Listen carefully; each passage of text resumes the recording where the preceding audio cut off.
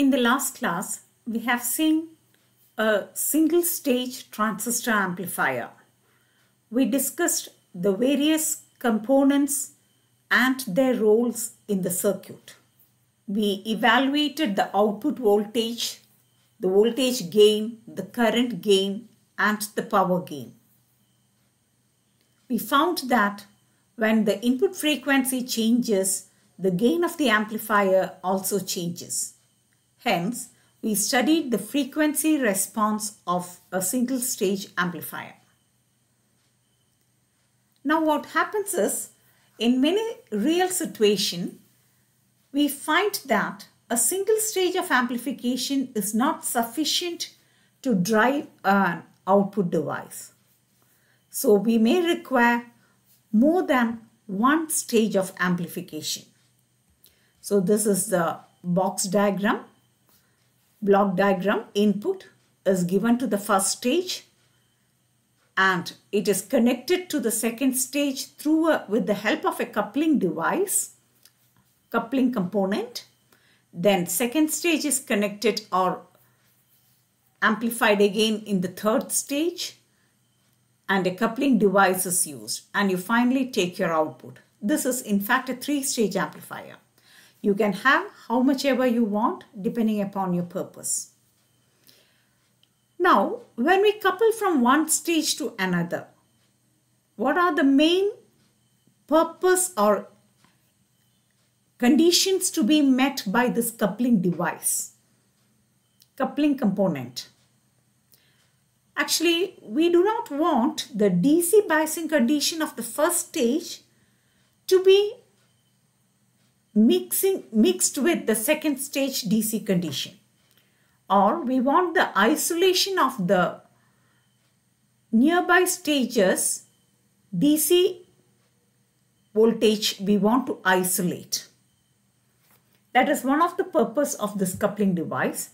And the second purpose is we expect an easy flow of AC from one stage to the another. DC should not pass, but AC signal should pass from first stage to next stage. So these are the general requirements. Of course, we may vary from these general requirements when we come to specific cases. Anyway, in this chapter, we are going to discuss about three methods of coupling. The first method is RC coupling.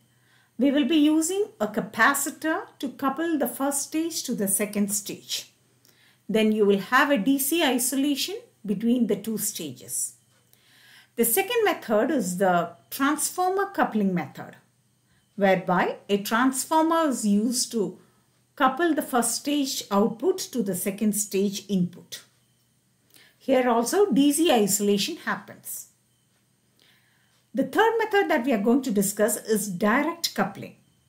Direct coupling, as the word denotes, you are not using any coupling device. You directly connect your first stage output to the second stage input. And then it would mean that there is no DC isolation between the two stages. So first let us discuss about RC coupled amplifier. You can see the circuit here. Here R and C stands for resistance and capacitor, R and C. So this first stage of CE amplifier is connected to the second stage of amplifier through this coupling capacitor, CC. So this is the two-stage RC coupled amplifier. Here, the DC conditions of the first stage is not passed over to the DC conditions of the second stage. So you can design it separately for the DC conditions. This is in fact the most common method of coupling. Please make a note of it. This is the most common method of coupling. Here, the total gain of this two-stage amplifier can be obtained as product of first stage gain with the product of the second stage gain, if the gain is expressed as a number. So in a multi-stage amplifier, the gain gets multiplied.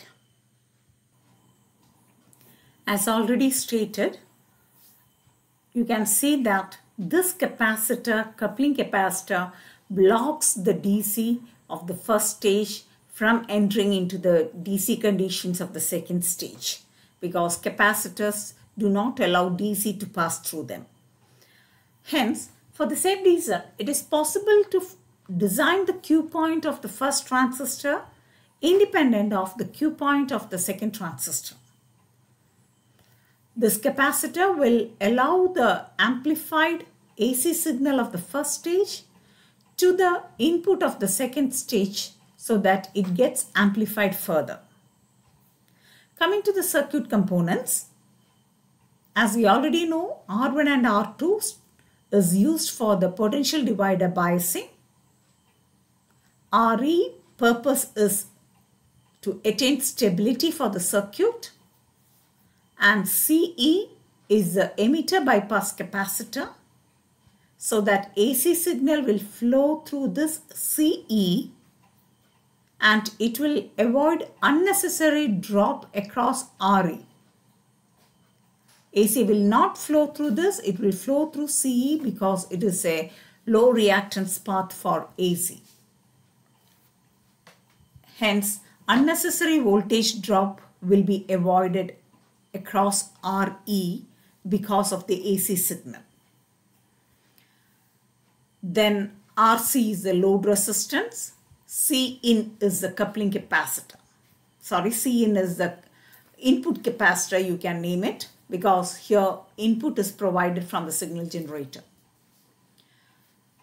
Now coming to the significance of the value of CC, coupling capacitor.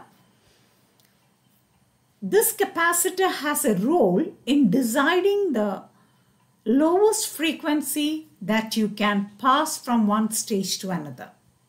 You know that reactance of a capacitor, XC, is equal to 1 by C omega. So when the frequency decreases, the reactance of this capacitor will be high.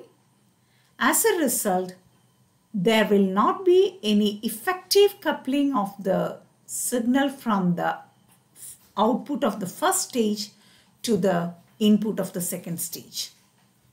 ഒന്നും കൂടെ പറയാം. ഈ കപ്പാസിറ്ററിന് നമുക്ക് ഇതിൽ operate ചെയ്യാവുന്ന constant gain തരാൻ വേണ്ടി ഉപയോഗിക്കാവുന്ന ഫ്രീക്വൻസി അത് ഡിസൈഡ് ചെയ്യുന്നതിൽ ഈ കപ്പാസിറ്ററിന് റോൾ ഉണ്ട്. കാരണം ഇപ്പോൾ സിഗ്നലിൻ്റെ ഫ്രീക്വൻസി വളരെ കുറച്ച് കൊടുത്താൽ ഈ കപ്പാസിറ്റർ കൂടുതൽ റിയാക്റ്റൻസ് ഓഫർ ചെയ്യും. കാരണം reactance of capacitor is inversely proportional to C omega. അപ്പോൾ ഫ്രീക്വൻസി കുറവാണ്, ഒമേഗ കുറവാണ് എന്നുള്ളത് കൊണ്ട് ഇത് നല്ല റിയാക്റ്റൻസ് ഓഫർ ചെയ്യും. അപ്പോൾ എന്ത് പറ്റും, ഇവിടെ ആർ സി ഔട്ട്പുട്ടിലുണ്ടായ കളക്ടറിലുണ്ടായ ഔട്ട്പുട്ട് വോൾട്ടേജ് ഇഫക്റ്റീവ്ലി ഇതിൻ്റെ ഇൻപുട്ടിലേക്ക് കപ്ലിംഗ് നടക്കില്ല. കാരണം ഇതൊരു നല്ല റെസിസ്റ്റൻസ് ഉള്ള ഒരു സാധനമാണ് ഇരിക്കുന്നത് ലോ ഫ്രീക്വൻസിയെ സംബന്ധിച്ചിടത്തോളം. അപ്പോൾ ഇവിടെ ഡ്രോപ്പ് വരും, ഇങ്ങോട്ട് എത്തില്ല. അപ്പം അതുകൊണ്ട് മൾട്ടി സ്റ്റേജ് ആംപ്ലിഫിക്കേഷനിൽ ഗെയിന് വിചാരിച്ച മാതിരി കിട്ടില്ല. കാരണം ഇതിൻ്റെ ഇൻപുട്ട് ഇപ്പോൾ കുറവല്ലേ വരുന്നുള്ളൂ. നല്ലോണം വന്നിരുന്നുവെങ്കിൽ ഈ യൂണിറ്റും നല്ലോണം ആംപ്ലിഫൈ ചെയ്യും, ഫൈനൽ ഔട്ട്പുട്ട് നല്ലൊരു വോൾട്ടേജ് കിട്ടും. അപ്പോൾ അലൗ ചെയ്യാവുന്ന ഫ്രീക്വൻസിയെ ഡിസൈഡ് ചെയ്യുന്ന ഒരു ഫാക്ടർ ഈ coupling capacitor C in and C C അതിന് റോളുണ്ട്. സി ഇൻ എന്നുള്ളത് ചില പുസ്തകങ്ങളിൽ അതിനെയും കപ്ലിംഗ് കപ്പാസിറ്റർ എന്ന് വിളിക്കാം. കാരണം it couples the signal to the base of the first stage എന്നും പറയാം. ഇത് ഇൻപുട്ടിലായതുകൊണ്ട് it is better to say it's A C in capacitor which couples the signal to the base of the first stage of amplification. അപ്പോൾ ഈ C സിയുടെ role പറഞ്ഞതനുസരിച്ച് സാധാരണ RC coupling amplifiers 50 ഹെർട്സിൽ താഴെയുള്ള സിഗ്നലിനെ കപ്പിൾ ചെയ്യാൻ ഉപയോഗിക്കാറില്ല. അതായത് സിഗ്നൽ ജനറേറ്ററിൽ നിന്ന് വരുന്ന സിഗ്നലിന് 50 ഹെർട്സിൽ കൂടുതലുള്ള ഫ്രീക്വൻസി ഉണ്ടെങ്കിൽ എന്നുണ്ടെങ്കിൽ കപ്ലിങ് ഇഫക്റ്റീവായി നടക്കും. അതുകൊണ്ട് അങ്ങനത്തെ സിഗ്നലിനെ ആംപ്ലിഫൈ ചെയ്യുമ്പോൾ മാത്രമാണ് നമ്മൾ ഈ RC കപ്ലിംഗ് മെത്തേഡ് ഉപയോഗിക്കുക.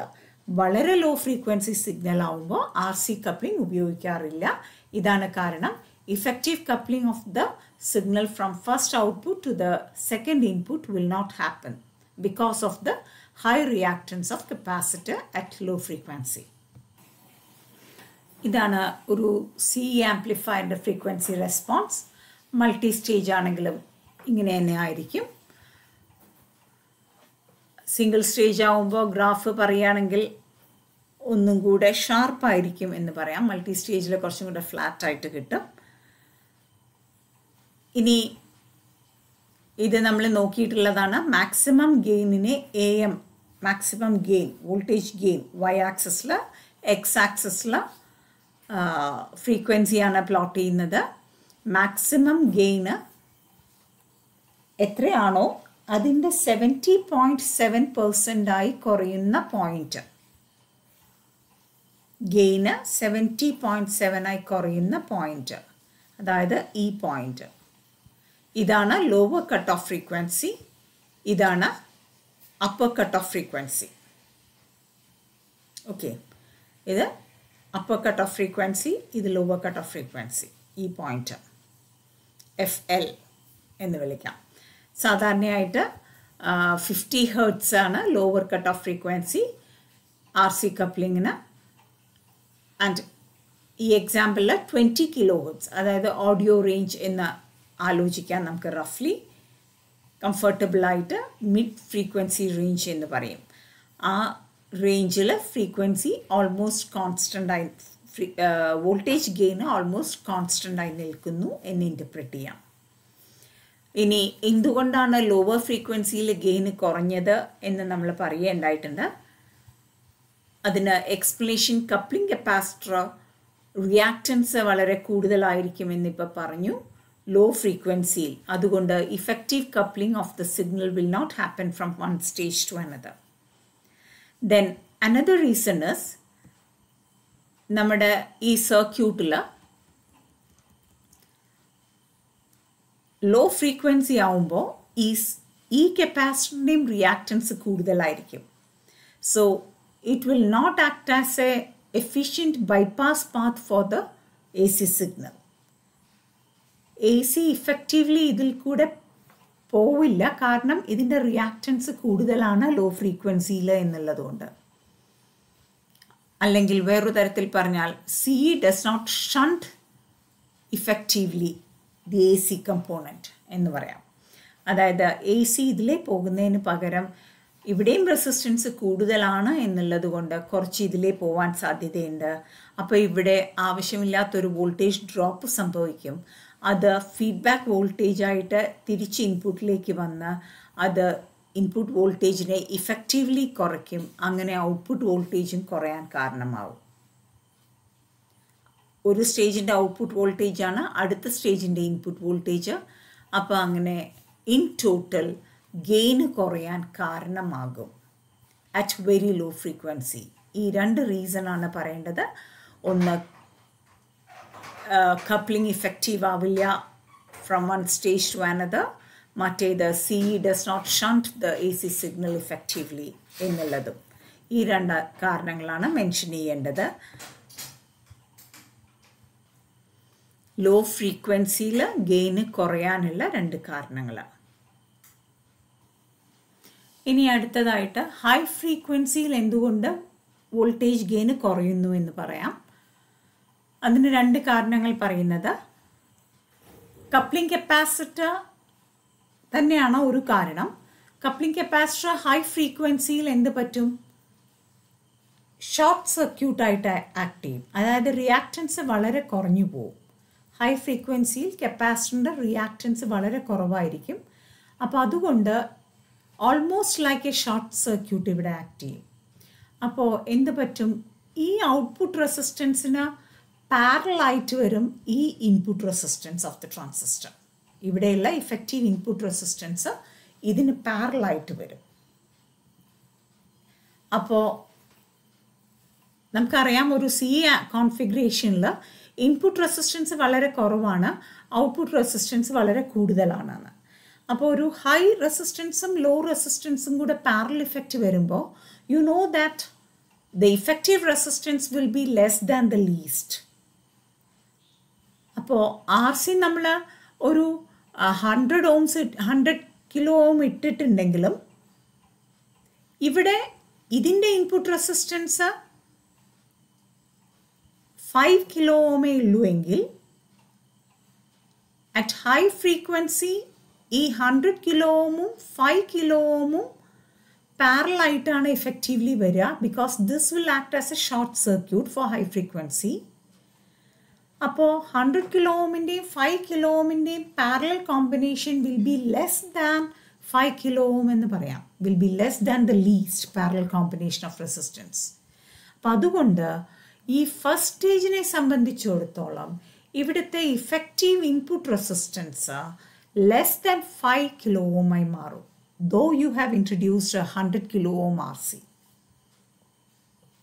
അപ്പോൾ ഒരു എക്സാമ്പിൾ എടുത്ത് പറഞ്ഞു എന്ന് മാത്രം.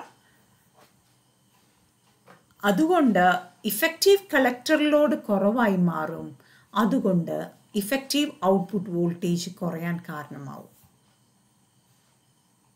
So this is one of the reason for decrease in gain at high frequency. ഇനി രണ്ടാമത്തെ കാരണം നമ്മൾ സി ആംപ്ലിഫയറിൽ എക്സ്പ്ലെയിൻ ചെയ്തിട്ടുള്ളത് ഗെയിന് കുറയാൻ കാരണം ബേസ് എമിറ്റർ ജംഗ്ഷനിലെ കപ്പാസിറ്ററിനെ പറ്റിയിട്ടാണ്. ഹൈ ഫ്രീക്വൻസിയിൽ ബേസ് എമിറ്റർ ജംഗ്ഷനിലെ റിയാക്റ്റൻസ് കുറയാൻ കാരണമാകും ഹൈ ഫ്രീക്വൻസി വരുമ്പോൾ. അതുകൊണ്ട് ബേസ് കറണ്ട് കൂടുതൽ ഒഴുകും, ബേസ് കറണ്ട് കൂടുതലായിരിക്കും.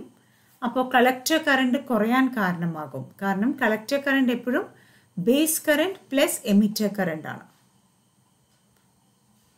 അപ്പോൾ ബേസ് കറണ്ട് കൂടി എന്നുള്ള കാരണം കൊണ്ട് കളക്ടർ കറണ്ട് കുറയും. അങ്ങനെ ഫസ്റ്റ് സ്റ്റേജിൻ്റെ ഔട്ട്പുട്ട് കുറയാൻ ഒരു കാരണമാകും.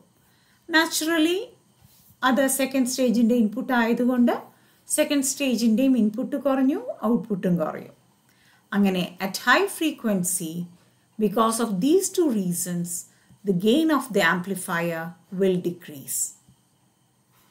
അതാണ് ഈ ഗ്രാഫ് ഇവിടെ ഡ്രോപ്പ് ചെയ്യാൻ കാരണം.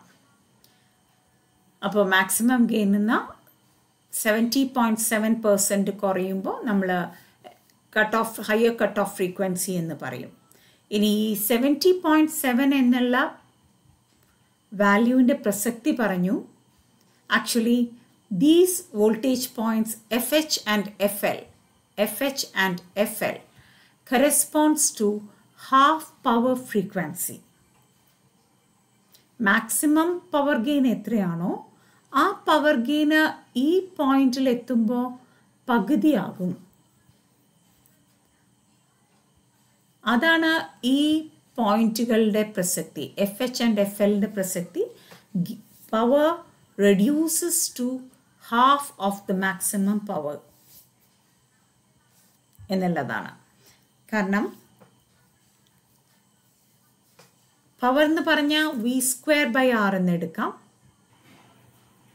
പവർ എന്ന് പറയുന്നത് V²/R എന്ന് എടുക്കുകയാണെങ്കിൽ വോൾട്ടേജ് ഇവിടെ നിന്ന് ഇവിടേക്ക് 1/√2 ടൈംസ് ആയി കുറയും. അപ്പോൾ V² എന്ന് പറയുമ്പോൾ 1/2 ടൈംസ് ആയി കുറയും. അപ്പോൾ V²/R ആണ് പവർ എന്നുള്ളത് കൊണ്ട് ഇവിടുത്തെ power gain reduces to half at this frequency. ഇവിടെ മാർക്ക് ചെയ്തിരിക്കുന്നതിൽ ഒരു ചെറിയ പ്രശ്നമുണ്ട്. ഇതാണ് FL വരിക. ഈ പോയിന്റ് ഓഫ് ഇൻ്റർസെക്ഷൻ ആണ് FL. ഒന്ന് നോട്ട് ചെയ്തോളൂ. ഈ പോയിന്റ് ഓഫ് ഇൻ്റർസെക്ഷനെ FH എന്ന് വിളിച്ച പോലെ ഇതാണ് FL. അപ്പോൾ FLലും FHലും power gain reduces from maximum to 50%, അല്ലെങ്കിൽ ഇറ്റ് ബിക്കംസ് ഹാഫ്. അതുകൊണ്ടാണ് ഈ ഫ്രീക്വൻസികളെ ഹാഫ് പവർ പോയിന്റ് എന്നും അറിയപ്പെടുന്നത്. അപ്പോൾ എഫ് എച്ചും എഫ് എല്ലും നമ്മൾ എന്താണെന്ന് മനസ്സിലാക്കിയ സ്ഥിതിക്ക് അതിൻ്റെ ഇടയിലുള്ള ഡിസ്റ്റൻസ് അതിനെയാണ് നമ്മൾ mid frequency range or constant gain range എന്ന് പറയുന്നത്. ഈ റേഞ്ചിൽ ഫ്രീക്വൻസിയിൽ ഔട്ട്പുട്ടിലെ വോൾട്ടേജ് ബൈ ഇൻപുട്ടിലെ വോൾട്ടേജ്, അതായത് voltage gain of the amplifier constant ആയി നിൽക്കും. ഇപ്പോൾ സപ്പോസ് വി സേ ഈ ആംപ്ലിഫയർ സർക്യൂട്ടിന് ഗെയിന് 200 ആണെന്ന് വിചാരിക്കൂ. എന്താണ് അപ്പോൾ 200? Output voltage by input voltage 200 ആണ് മാക്സിമം എന്ന് വിചാരിക്കൂ ഇവിടെ. അപ്പോൾ ഈ എഫ് എച്ചിനും എഫ് എല്ലിനും ഇടയിൽ ആ ഗെയിന് ഓൾമോസ്റ്റ് മെയിൻറ്റെയിൻഡ് ആയിരിക്കും. It falls by 1/√2 voltage gain എന്നുള്ളതാണ്. ഇത് നമ്മൾ ഗെയിനിനെ ഒരു വാല്യൂ ആയി പറയുമ്പോഴാണ് ഇവിടെ, അതായത് ഞാൻ പറഞ്ഞില്ലേ ഈ ഗെയിന് ഇപ്പോൾ സപ്പോസ് ഇറ്റ് ഇസ് 200, ഇതിന് 200 എന്നാണ് ഗെയിൻ വന്നത്. What is that? That is output voltage by input voltage. പക്ഷേ ചിലപ്പോൾ നമ്മൾ ഗെയിനിനെ ഡി ബിയിലാണ് എക്സ്പ്രസ് ചെയ്യുക. അതിനു മുൻപ് ഇതാ ഇവിടെ മിഡ് ഫ്രീക്വൻസി പവർ ഗെയിൻ നോക്കിയിരിക്കുന്നു. V²/R. വി എന്ന് പറയുന്നത് കട്ട് ഓഫ് ഫ്രീക്വൻസിയിൽ 1/√2 ടൈംസ് ആയി കുറയും.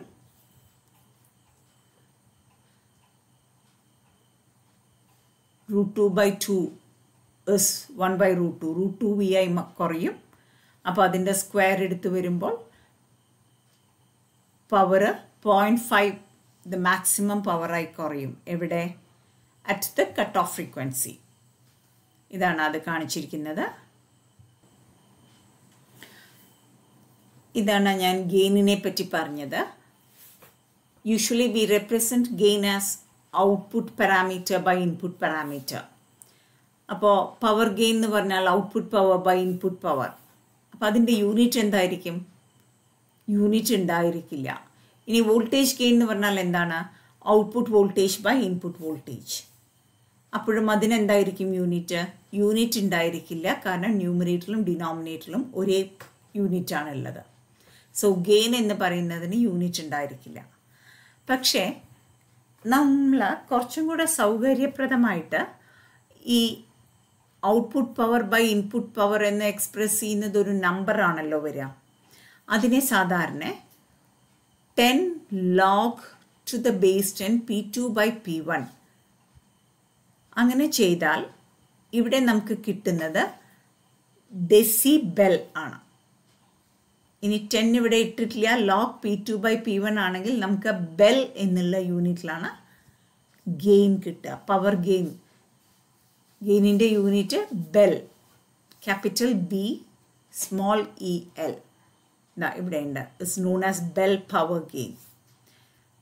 അതായത് എന്താണ്? Logarithm of the power gain എടുക്കുകയാണ്. Log to the base 10 natural logarithm അല്ല, ശ്രദ്ധിക്കണം. അതുകൊണ്ട് തന്നെ പ്രോബ്ലംസ്, ഇത് ഇക്വേഷൻ വളരെ സിമ്പിളാണെങ്കിലും ഇത് വെച്ച് പ്രോബ്ലംസ് ചോദിക്കും. എല്ലാവരും ശരിക്കും ചെയ്തു എന്ന് വിചാരിക്കും, പക്ഷെ അവസാനം തെറ്റിച്ചിട്ടുണ്ടാവും. ഇവിടെ ശ്രദ്ധിക്കണം, ലോഗ് ടു ദ ബേസ് 10 ആണ് ഇവിടെ ചെയ്യേണ്ടത്, log to the base E അല്ല. അപ്പോൾ P2/P1 എന്നുള്ള പവർ ഗെയിനിൻ്റെ ലോഗരിതം എടുക്കുന്നതാണ് ബെൽ യൂണിറ്റായി മാറുന്നത്, ബെൽ പവർ ഗെയിൻ എന്നറിയുന്നത്. അപ്പോൾ ഡെസിബെല്ലിലാണ് പറയുന്നത്. സാധാരണ അതിൻ്റെ വാല്യൂ സൗകര്യമായി പറയുകയാണെങ്കിൽ ഡെസിബെല്ലിൽ പറയുന്നതായിരിക്കും നല്ലത്, അല്ലെങ്കിൽ 0.01 ബെൽ എന്നൊക്കെ പറയേണ്ടി വരും. അതുകൊണ്ട് ഏറ്റവും അധികം സൗകര്യമായ യൂണിറ്റ് ഡെസിബെല്ലാണ്. ബെല്ലിൻ്റെ 10 വരുന്ന ഒരു യൂണിറ്റ് ആണല്ലോ ഡെസി എന്ന് പറയുമ്പോൾ. അപ്പോൾ ഡെസിബെൽ 1 ഡെസിബെൽ അല്ലെങ്കിൽ എത്ര ഡെസിബെൽ ആണെന്ന് അറിയണമെങ്കിൽ 10 log to the base 10 P2/P1 ചെയ്യാം. അപ്പോൾ ഗെയിനിനെ നമുക്ക് ഡെസിബെല്ലിൽ പ്ലോട്ട് ചെയ്യാൻ പറ്റും. ഉദാഹരണം P1 P2 ആണ് ഔട്ട്പുട്ട് പവറും ഇൻപുട്ട് പവറും എന്നുണ്ടെങ്കിൽ പവർ ഗെയിൻ എന്ന് പറയുന്നത് log to the base 10 P out by P in. അപ്പോൾ എന്തായിരിക്കും യൂണിറ്റ്? ബെൽ ആയിരിക്കും. ഡെസിബെൽ ആക്കണമെന്നുണ്ടെങ്കിൽ ഇതിനെ 10 കൊണ്ട് ഗുണിക്കുക, മൾട്ടിപ്ലൈ ചെയ്യാം. അപ്പോൾ ഡെസിബെല്ലിലായിരിക്കും യൂണിറ്റ്. അതാണ് ഇത് പറഞ്ഞത്. Hope you understood. ഇത് പലപ്പോഴും ചോദിക്കാറുണ്ട്, എന്തിനാണ് ഈ ബെൽ യൂണിറ്റ് എന്ന്. പവർ എന്തിനാണ് ബെല്ലിൽ റെപ്രസെൻറ്റ് ചെയ്യുന്നതെന്ന്. അതായത് ഗെയിന് ബെല്ലിൽ റെപ്രസെൻറ്റ് ചെയ്താൽ ഒരു ഗുണം, നമുക്ക് 1 സ്റ്റേജ് ഓഫ് ആംപ്ലിഫിക്കേഷൻ്റെ ഗെയിനും 2nd സ്റ്റേജ് ഓഫ് ആംപ്ലിഫിക്കേഷൻ്റെ ഗെയിനും ബെല്ലിൽ എക്സ്പ്രസ് ചെയ്ത ഗെയിനുകളാണെങ്കിൽ അത് രണ്ടും കൂടെ ആഡ് ചെയ്താൽ മതി, ഇൻസ്റ്റെഡ് ഓഫ് മൾട്ടിപ്ലൈയിങ് ഇറ്റ്. ഇതാണ് പറഞ്ഞത്. ഇപ്പോൾ ഒരു ഫസ്റ്റ് സ്റ്റേജ് ആംപ്ലിഫയറിൻ്റെ voltage gain V2 by V1 ആണ് വിചാരിക്കൂ. 2nd സ്റ്റേജിൻ്റെ ഗെയിന് അപ്പോൾ എന്ത് വരും? V3 by V2 ആയിരിക്കും. അപ്പോൾ മൾട്ടി സ്റ്റേജ് 2 സ്റ്റേജ് ആംപ്ലിഫയറിൻ്റെ ഗെയിൻ എന്ന് പറയുന്നത് നമ്മൾ പറഞ്ഞു gain of first stage multiplied by gain of 2nd stage ആണെന്ന്. ഇത് നമ്മൾ നേരത്തെ കണ്ടതാണ്. ഇനി ഈ ഗെയിനിനെ നിങ്ങൾ ഡി ബിയിലാണ് എക്സ്പ്രസ് ചെയ്തിരിക്കുന്നത് എന്ന് വിചാരിക്കും. ഈ രണ്ട് ഗെയിനും ഡി ബിയിലാണ് എക്സ്പ്രസ് ചെയ്തിരിക്കുന്നത് എങ്കിൽ നമുക്ക് 20 log, അപ്പോൾ എന്ത് വരും? ഈ എക്സ്പ്രഷൻ നോക്കൂ. അപ്പോൾ ഡി ബിയിലാണെങ്കിൽ 20 log ഈ ക്വാണ്ടിറ്റി വരും, ബ്രാക്കറ്റിലിടുക ഈ ക്വാണ്ടിറ്റി. അപ്പോൾ അതിനെ നമ്മൾ സ്പ്ലിറ്റ് ചെയ്ത് എഴുതിയാൽ എന്ത് വരും? മൾട്ടിപ്ലിക്കേഷൻ ലോഗ് എടുക്കുമ്പോൾ addition log 20 log V2 by V1 plus 20 log V3 by V2 ആയി മാറും. ഇതെന്ന് പറയുന്നത് ഫസ്റ്റ് സ്റ്റേജിൻ്റെ ഗെയിനാണ്, ഇതെന്ന് പറയുന്നത് 2nd സ്റ്റേജിൻ്റെ ഗെയിനാണ്. So you can see that if you express the gain in dB, you can do addition of the gains rather than multiplication of the gains for a multi-stage amplifier. അതായത് ഒരു സ്റ്റേജിൻ്റെ ഗെയിനും മറ്റേ സ്റ്റേജിൻ്റെ ഗെയിനും കൂടെ കൂട്ടിയാൽ മതിയാകും gain D ബിയിലാണ് express ചെയ്തിരിക്കുന്നത് എങ്കിൽ. D ബിയിലല്ല ഫിഗറായിട്ടാണ് ഗെയിൻ എക്സ്പ്രസ് ചെയ്തിരിക്കുന്നത് എങ്കിൽ ഫസ്റ്റ് സ്റ്റേജിൻ്റെ ഗെയിൻ ഇൻറ്റു 2nd സ്റ്റേജിൻ്റെ ഗെയിനാണ് ടോട്ടൽ ഗെയിൻ വരിക. Hope it is clear. അപ്പോൾ ഇവിടെ നമുക്ക് അഡീഷൻ ഓഫ് ഗെയിൻസ് പോസിബിൾ ആണ് ഡി ബിയിലാണ് എക്സ്പ്രസ് ചെയ്തിരിക്കണമെങ്കിൽ എന്നുള്ളത് കൊണ്ട് അതാണ് ഒരു advantage in expressing the gain in bel or decibel. പിന്നെ രണ്ടാമത്തെ അഡ്വാൻറ്റേജ് എന്ന് പറയുന്നത് നമ്മുടെ ചെവിയുടെ നാച്ചുറൽ റെസ്പോൺസ് ഫ്രീക്വൻസിയോട് ഓരോ ഫ്രീക്വൻസിയോടും ചെവിക്ക് ഉള്ള റെസ്പോൺസ്, അതായത് ചെവി അതിനെ ആക്സെപ്റ്റ് ചെയ്യുന്നത് ഫ്രീക്വൻസി ഡിപ്പെൻഡൻ്റ് ആയിട്ടാണ്. എല്ലാ ഫ്രീക്വൻസിയും നമ്മുടെ ചെവിയിൽ കേൾക്കുക തന്നെ ഇല്ലല്ലോ.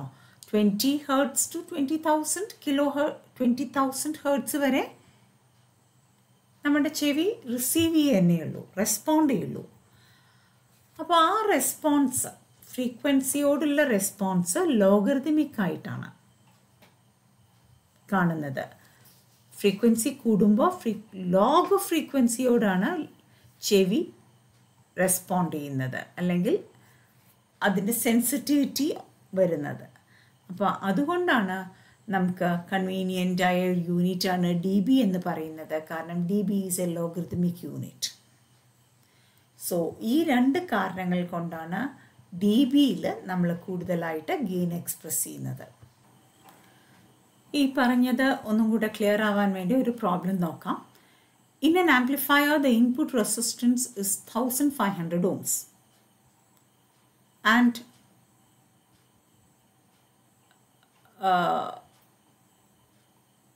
and it drives a load of 100 ohms. അതായത് ഔട്ട്പുട്ട് റെസിസ്റ്റൻസ് 100 ohms ആണെന്ന്. If the input current is 0.632 milliampere RMS and the load voltage is 30 VRMS, 30 volt RMS. Find the power gain in dB and voltage gain in dB. അപ്പോൾ നമുക്ക് തന്നിട്ടുള്ളത് input resistance തന്നിട്ടുണ്ട്, output resistance തന്നിട്ടുണ്ട്. ഇൻപുട്ടിലെ current തന്നിട്ടുണ്ട്, ഔട്ട്പുട്ടിലെ വോൾട്ടേജും തന്നിട്ടുണ്ട്. അപ്പോൾ ആദ്യം നമുക്ക് ഇൻപുട്ടിലെ പവർ എന്താണെന്ന്, പവർ ഗെയിൻ ആണ് ചോദിച്ചിരിക്കുന്നത്. അതറിയണമെന്നുണ്ടെങ്കിൽ ഇൻപുട്ടിലെ പവറും അറിയണം, ഔട്ട്പുട്ടിലെ പവറും അറിയണം. എന്നിട്ട് output power by input power ചെയ്ത് കഴിഞ്ഞാൽ പവർ ഗെയിൻ കിട്ടും. അതൊരു നമ്പറായിട്ടാണ് കിട്ടുക, gain in as a number. അതിനെ നമുക്ക് ഡി ബിയിലേക്ക് മാറ്റണം. അതായത് അതിൻ്റെ ലോഗരിതം എടുത്ത് ഡി ബിയിലേക്ക് മാറ്റിയിട്ട് പറയാനാണ് ആവശ്യപ്പെട്ടിട്ടുള്ളത് പവർ ഗെയിൻ. അതേപോലെ വോൾട്ടേജ് ഗെയിനും. സോ ഇൻപുട്ട് പവർ എന്ന് പറയുന്നത് എന്താണ്? ഇതാ ഇവിടെ നോക്കൂ, I²RL. RL അല്ല, ഇൻപുട്ട് ആയതുകൊണ്ട് I²RI. അതിൽ ഐൻ്റെ വാല്യൂ തന്നിട്ടുണ്ട്, RI ഇൻപുട്ട് റെസിസ്റ്റൻസും തന്നിട്ടുണ്ട് 1500 ohms. അപ്പോൾ അതുകൊണ്ട് ഇൻപുട്ട് പവർ കാൽക്കുലേറ്റ് ചെയ്തു. ഇനി ഔട്ട്പുട്ട് പവർ അല്ലെങ്കിൽ ലോഡ് പവർ കാണാൻ വേണ്ടിയിട്ട് വി ഉണ്ട് നമ്മുടെ കയ്യിൽ, RLഉം ഉണ്ട്. അപ്പോൾ പവർ ഇസ് V²/RL എന്ന് കംഫർട്ടബിളായി എടുക്കാം. ഔട്ട്പുട്ട് വോൾട്ടേജ് തന്നിട്ടുണ്ട്, ഔട്ട്പുട്ടിലുള്ള ലോഡ് റെസിസ്റ്റൻസും തന്നിട്ടുണ്ട്. സോ ഔട്ട്പുട്ട് പവർ 9 വാട്ട് എന്ന് കിട്ടും. അപ്പോൾ ഇൻപുട്ട് വോൾട്ടേജ് 0.6 മില്ലി വോൾട്ടും ഔട്ട്പുട്ട് പവർ 9 വാട്ടുമാണ്. അപ്പോൾ പവർ ഗെയിൻ എന്ന് പറയുന്നത് 9 watt divided by 0.6 milli watt. അപ്പോൾ ഫൈനലി കിട്ടുന്ന ആ സംഖ്യയ്ക്ക് നമുക്ക് യൂണിറ്റ് ഉണ്ടായിരിക്കില്ല. You will get it as 1500 അല്ല 15,000 എന്ന ആൻസർ വരും ഗെയിന് കാണുമ്പോൾ. Output power by this input power ചെയ്യുമ്പോൾ you will get it as 15,000. അതാണ് power gain as a figure, output power by input power. ഇനി അത് നമുക്ക് ക്വസ്റ്റ്യനിൽ ആവശ്യപ്പെട്ടിട്ടുള്ളത് ഡി ബിയിൽ പറയാനാണ്. അപ്പോൾ എന്ത് ചെയ്യണം? 10 log P output by P in എന്ന് നോക്കാം. So you have to take 10 log to the base 10 of this value. അതാണ് പറഞ്ഞ് 15,000 എന്ന് വരും. ഓക്കെ, അപ്പോൾ ഇത് കാൽക്കുലേറ്റ് ചെയ്ത് കഴിഞ്ഞാൽ ഡി ബിയിൽ പറയുന്ന ഗെയിന്, പവർ ഗെയിന് 41.7 dB ആയിരിക്കും. ഇനി അതേപോലെ പിന്നെ ചോദിച്ചിരിക്കുന്നത് വോൾട്ടേജ് ഗെയിനാണ് ഇൻ ഡി ബി, രണ്ടാമത്തെ പാർട്ട്. അപ്പോൾ ഇൻപുട്ട് വോൾട്ടേജ് എന്ന് പറയുന്നത് input current into input resistance, അത് രണ്ടും തന്നിട്ടുണ്ട്. അതുകൊണ്ട് ഇൻപുട്ട് വോൾട്ടേജ് കണ്ടു. ഇനി നമുക്ക് വോൾട്ടേജ് ഗെയിൻ എന്ന് പറയുമ്പോൾ output voltage by input voltage ആണ്. ഔട്ട്പുട്ടിലെ വോൾട്ടേജ് ആണെങ്കിൽ ക്വസ്റ്റ്യനിൽ നേരിട്ട് പറഞ്ഞിട്ടുണ്ട്, അപ്പോൾ ഒരു പണിയും എടുക്കേണ്ട കാര്യമില്ല. ഇപ്പോൾ ഇൻപുട്ടിലെ വോൾട്ടേജ് നമ്മൾ കണ്ടുപിടിച്ചു. അങ്ങനെ വോൾട്ടേജ് ഗെയിൻ എന്ന് പറയുന്നത് 20 log to the base 10 V2 by V1. Power gain ആവുമ്പോൾ ഇവിടെ 10 ആണ് വരിക, വോൾട്ടേജ് ഗെയിൻ ആവുമ്പോൾ ഇവിടെ 20 ആണ് വരിക. അതൊന്ന് ശ്രദ്ധിക്കണം. Voltage gain is 20 log to the base 10 V2 by V1 എന്നാണ് വരിക. So it will come to 30 dB. Voltage gain 30 dBയിൽ വരും. അപ്പോൾ ആ കൺവേർഷൻസ് എല്ലാം ശ്രദ്ധിച്ച് കാൽക്കുലേറ്ററിൽ ഒരു തനിയെ ട്രയൽ എടുത്ത് ചെയ്ത് നോക്കണം. അല്ലെങ്കിൽ എക്സാമിന് ലോഗ് എങ്ങനെയാണ്, ലോഗ് ടു ദ ബേസ് 10 എങ്ങനെയാണ് കാണുക എന്നുള്ള സംശയം സ്ഥിരം വരാറുണ്ട്. ഇനി അടുത്ത ക്വസ്റ്റ്യൻ, ഒരു C amplifier voltage gain of 15 dB ഉണ്ടെന്നാണ് പറഞ്ഞിരിക്കുന്നത്. Input signal voltage 0.8 വോൾട്ടാണ്. എന്തായിരിക്കും ഔട്ട്പുട്ട് വോൾട്ടേജ് ആണ്. അപ്പോൾ ഡി ബിയിലുള്ള ഗെയിൻ തന്നിട്ടുണ്ട് എന്നുള്ളത് കൊണ്ട് നമുക്ക് ഡി ബിയിലുള്ള ഇക്വേഷൻ എഴുതാം. voltage gain in dB equals 20. ശ്രദ്ധിക്കുക, 20 log to the base 10 V2 by V1. അപ്പോൾ ഗെയിൻ ഇൻ dB 15 ആണെന്ന് പറഞ്ഞിട്ടുണ്ട്. അതുകൊണ്ട് അതിവിടെ സബ്സ്റ്റിറ്റ്യൂട്ട് ചെയ്ത് ഈക്വേഷൻ എഴുതി. അപ്പോൾ ഇതിൽ നിന്ന് നമുക്ക് ഇത് കണ്ടുപിടിക്കാം, V2 by V1 കണ്ടുപിടിക്കാം. ഇൻപുട്ട് സിഗ്നൽ എത്രയാണെന്ന് ക്വസ്റ്റ്യനിൽ തന്നെ പറഞ്ഞിട്ടുണ്ട്, V1 എത്രയാണെന്ന് പറഞ്ഞിട്ടുണ്ട്. ഇതിൽ നിന്ന് നമുക്ക് V2 by V1 കിട്ടി. അപ്പോൾ ഔട്ട്പുട്ട് വോൾട്ടേജ് V2 നമുക്ക് അതിൽ നിന്ന് കാൽക്കുലേറ്റ് ചെയ്യാം. അതാണ് ഈ പ്രോബ്ലം. ഇവിടെ 15 equals 20 log to the base 10 V2 by V1 കാണുന്നു. അപ്പോൾ V2 by V1 കാണണമെങ്കിൽ എന്ത് ചെയ്യണം? ആൻറ്റി ലോഗ് എടുക്കണം. ഈ 20 ആദ്യം ഇങ്ങോട്ട് പോയാൽ 15 by 20 ആവും. So V2 by V1 will be anti log of 15 by 20 എന്ന് ചെയ്ത് അതിൽ നിന്ന് V2 by V1 എത്രയാണെന്ന് കണ്ടുപിടിച്ച് V1 എന്ന് പറഞ്ഞ ഇൻപുട്ട് വോൾട്ടേജ് ക്വസ്റ്റ്യനിൽ തന്നിട്ടുണ്ട്. അപ്പോൾ ഫൈനൽ ഔട്ട്പുട്ട് വോൾട്ടേജ് 4.5 എന്ന് ഉത്തരം കിട്ടുന്നു. അപ്പോൾ ഇതിൽ ആൻറ്റി ലോഗ് എല്ലാം എടുക്കാനുള്ളത് കൊണ്ട് നിങ്ങൾ കാൽക്കുലേറ്ററിൽ സ്വയം ചെയ്ത് നോക്കുക തന്നെ വേണം. അല്ലെങ്കിൽ പരീക്ഷയ്ക്ക് എപ്പോഴും തെറ്റാറുള്ള കാര്യമാണ്. ഏറ്റവും സിമ്പിളാണെങ്കിലും തെറ്റിക്കാറുണ്ട്. ഇനി വേറൊരു പ്രോബ്ലം കൂടെ നോക്കാം. In a two-stage RC coupled amplifier, the input resistance of each stage is 1 kilo ohm. ഇപ്പോൾ ഇൻപുട്ട് റെസിസ്റ്റൻസ് തന്നിട്ടുണ്ട് രണ്ട് സ്റ്റേജിൻ്റെയും. Voltage find the voltage gain of the first stage, voltage gain of the second stage, total voltage gain. Current gain beta 100 ആണെന്ന് തന്നിട്ടുണ്ട്. RC 2 kilo ഓം ആണെന്ന് തന്നിട്ടുണ്ട്. അപ്പോൾ input resistance തന്നിട്ടുണ്ട്, RC തന്നിട്ടുണ്ട്, ബീറ്റ തന്നിട്ടുണ്ട്. അപ്പോൾ ആ സർക്യൂട്ട് ഒന്ന് നോക്കാം നമുക്ക്. ഏതൊരു കപ്ലിംഗ് ഇക്വേഷനും എന്നിട്ട് ചോദിച്ചിരിക്കുന്നത് ഫസ്റ്റ് സ്റ്റേജിൻ്റെ വോൾട്ടേജ് ഗെയിനും സെക്കൻഡ് സ്റ്റേജിൻ്റെ വോൾട്ടേജ് ഗെയിനും പിന്നെ ടോട്ടൽ വോൾട്ടേജ് ഗെയിനും. അപ്പോൾ ഈ സർക്യൂട്ടിൽ RC തന്നിട്ടുണ്ട്, ഇൻപുട്ട് റെസിസ്റ്റൻസ് തന്നിട്ടുണ്ട്, കറണ്ട് ഗെയിൻ ബീറ്റ തന്നിട്ടുണ്ട്. അപ്പോൾ എങ്ങനെയാണ് ചെയ്യാം? ആദ്യം നമുക്ക് ഫസ്റ്റ് സ്റ്റേജിൻ്റെ വോൾട്ടേജ് ഗെയിൻ എങ്ങനെയാണ് ചെയ്യേണ്ടത് എന്ന് ആലോചിക്കാം. Output voltage by input voltage ആണ് ഇവിടെ ചെയ്യേണ്ടത്. അപ്പോൾ അല്ലെങ്കിൽ voltage gain is current gain into output resistance by input resistance അങ്ങനെയും ചെയ്യാം. കാരണം V is equal to IR എന്നുള്ളത് കൊണ്ട് വോൾട്ടേജ് ഗെയിൻ ഈക്വൽസ് കറണ്ടിലുള്ള ഗെയിൻ ഇൻ ടു റെസിസ്റ്റൻസിൽ ഉള്ള ചേഞ്ച്, അതായത് output resistance by input resistance. കാരണം കറണ്ട് ഗെയിൻ നമ്മുടെ ക്വസ്റ്റ്യനിൽ തന്നെ തന്നിട്ടുണ്ട് ബീറ്റ. ഇവിടെ RCയും തന്നിട്ടുണ്ട്, Rനും തന്നിട്ടുണ്ട്. പക്ഷെ ഒരു കാര്യം ആലോചിക്കേണ്ടത്, ഇവിടുത്തെ RC എന്ന് പറയുന്നത് it is A linear parallel combination of RC with input resistance RI. ഈ സർക്യൂട്ടിൽ ഓരോ ട്രാൻസിസ്റ്ററിൻ്റെയും ഇൻപുട്ട് റെസിസ്റ്റൻസ് എത്രയെന്ന് ക്വസ്റ്റ്യനിൽ പറഞ്ഞിട്ടുണ്ട്. അപ്പോൾ ഈ ഫസ്റ്റ് സ്റ്റേജിൻ്റെ ഔട്ട്പുട്ട് റെസിസ്റ്റൻസ് എന്ന് പറയുന്നത് RC പാരലൽ അടുത്തതിൻ്റെ Rin. RCയും Rനും ക്വസ്റ്റ്യനിൽ തന്നിട്ടുണ്ട്. So find the parallel combination of RC and Rin. That will be the value of output resistance.